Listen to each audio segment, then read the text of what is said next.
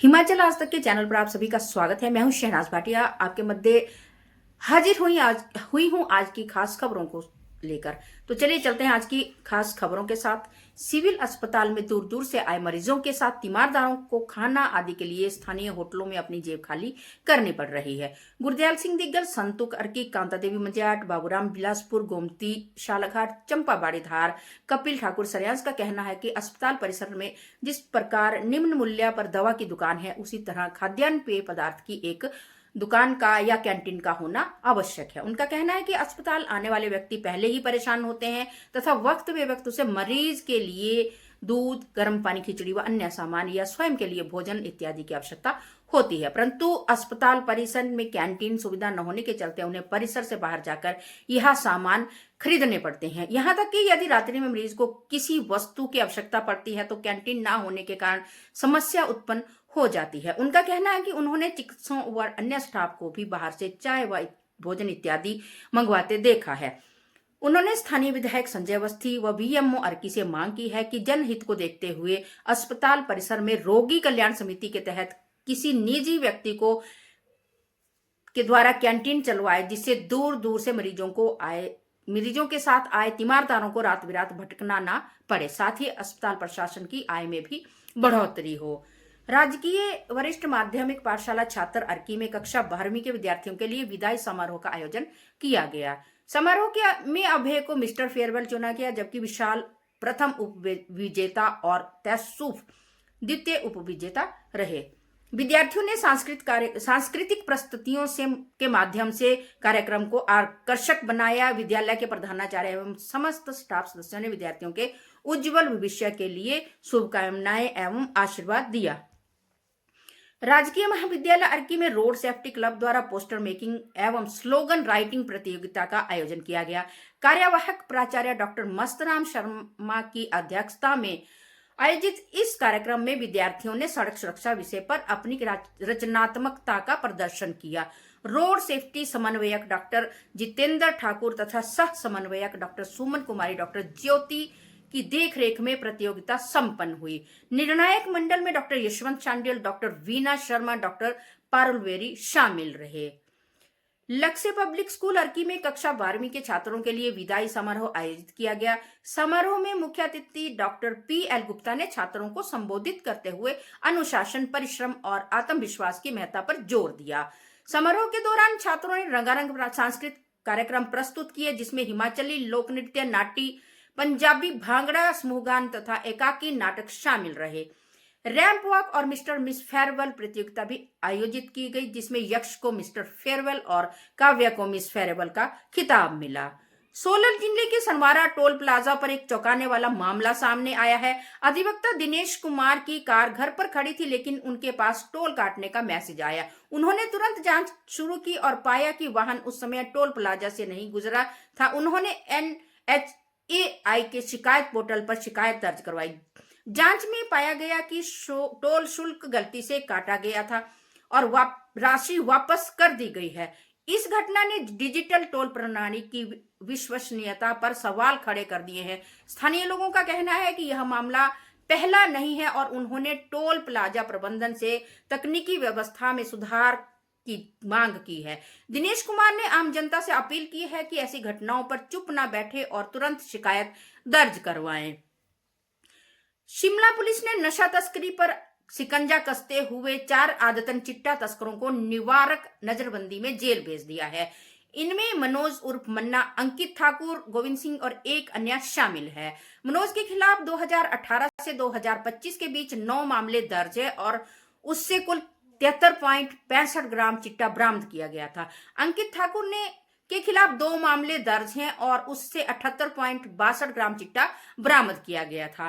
गोविंद सिंह को 3 बार गिरफ्तार किया जा चुका है और उससे कुल 100 ग्राम चिट्टा बरामद किया जा चुका है। पुलिस का कहना है कि ये सभी आरोपी पहले भी कई मामलों में पकड़े जा चुके हैं, लेकिन चेतावनी और कार्रवाई के बावजूद अवैध धंधों से दूर नहीं हुए हैं। नेता प्रतिपक्ष का प्रदेश सरकार पर आरोप, जनता को गुमराह कर रहे कांग्रेस नेता प्रतिपक्ष जयराम ठाकुर ने कहा कि भाजपा एक जिम्मेदार राजनीतिक दल है जिसे हिमाचल प्रदेश के वर्तमान आर्थिक संकट की कांग्रेस से कहीं ज्यादा चिंता है। दूसरी तरफ मुख्यमंत्री इस गंभीर विषय को केवल राजनीतिक मकसद के लिए भुनाने और केंद्र सरकार को कोसने में लगे हुए हैं।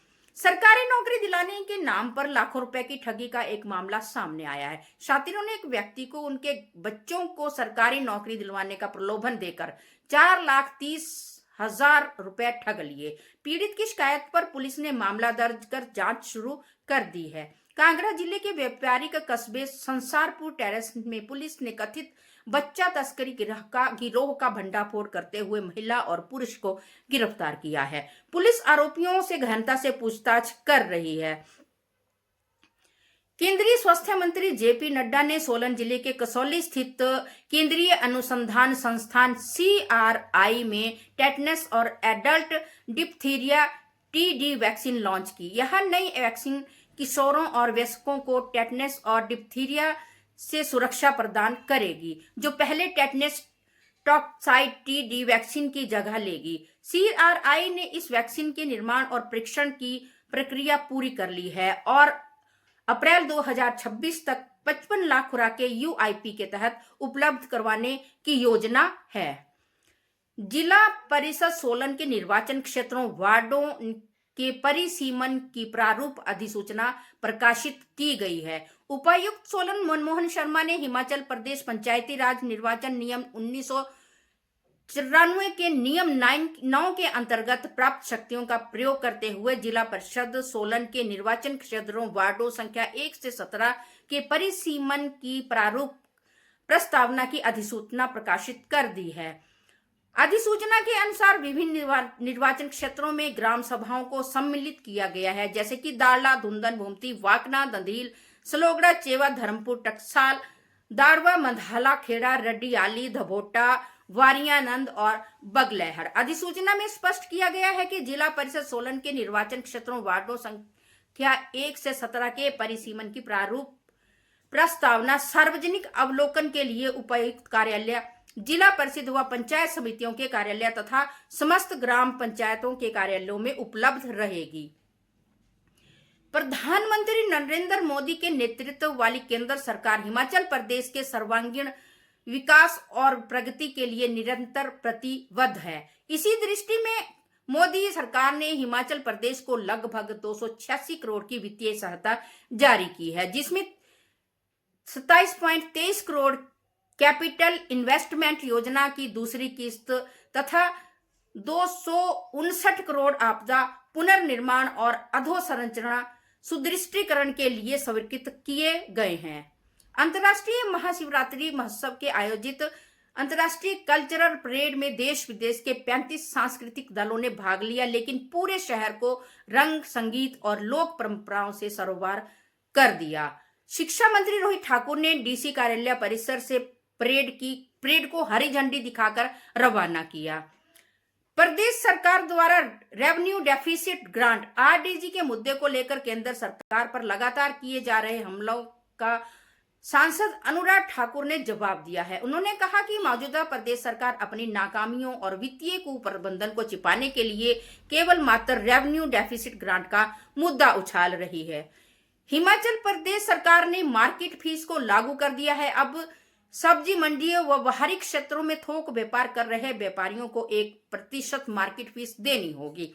बिना लाइसेंस सब्जी फल का थोक व्यापार करने वाले व्यक्ति से 5 गुना मार्केट फीस लेने का प्रावधान नियमों में है। सरकार के इस फैसले के बाद केवल मंडी समितियों की आय में वृद्धि होगी, बल्कि बाहरी क्षेत्रों से बिना लाइसेंस थोक व्यापार करने वाले व्यापारियों पर भी शिकंजा कसेगा। उल्लेखनीय है कि सब्जी मंडियों में कारोबार करने वाले आढ़ती लंबे समय से यह मांग उठाते हैं कि पंजाब के व्यापारी गाड़ियों में माल भरकर लाते हैं और दुकानदारों को बेचते हैं। अब नए फैसले के बाद इस पर शिकंजा कसेगा। बाहरी क्षेत्र में खुले में थोक व्यापार करने वाले व्यापारियों की वजह से सब्जी मंडियों के कारोबार में कमी आई है। इससे मंडी समितियों को भी नुकसान झेलना पड़ रहा है। मंडी समितियों को मार्केट फीस में से होने वाले मुनाफे का 25% भाग मंडी बोर्ड को जाता है, जबकि 75% राशि में राशि से मंडियों का विकास किया जाता है। अब नए फैसले के बाद मंडी समितियों की इनकम की बढ़ोतरी होगी।